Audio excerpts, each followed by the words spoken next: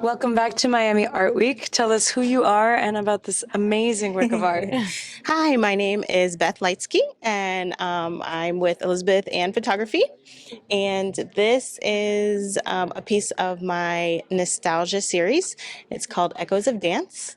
And it is actually some point shoes from my cousin. Okay. Yes, she found them cleaning out her mom's house. Okay. And she was like, "Do you want to photograph these?" And I was like, "Sure, why not?" And I took them home, and it's probably one of my favorite things that I've created. So you're a photographer, Yes. and you'll take any inspiring pieces. Was this is something that you hadn't even thought of? Like, what inspired you to hang them in this manner with the black background? I love it. Thank you. So, if you look at my work on my website and such, you'll find that the work that I do in my studio, my still life stuff, is all on a black background. Okay. It helps it pop out, right? Yeah. Nothing to distract you from the shoes. Yeah.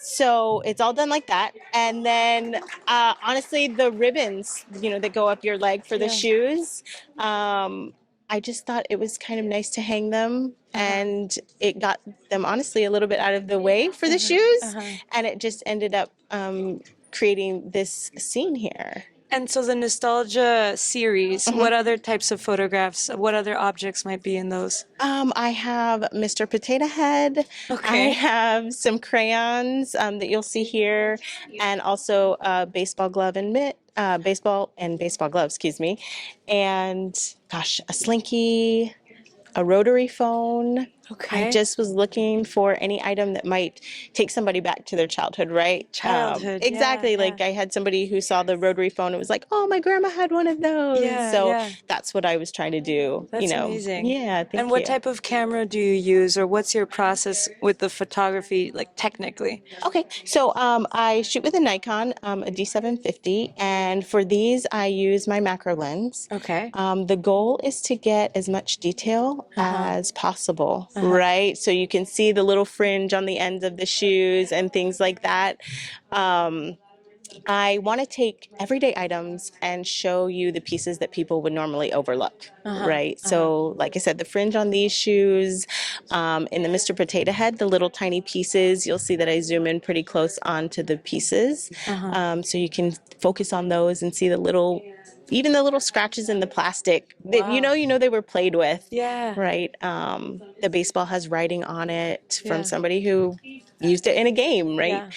So those kinds of things. How intentional is this border? Because to me, it almost creates the whole feeling that's without this, I don't know if I would feel the same impact. Is this part of your decision?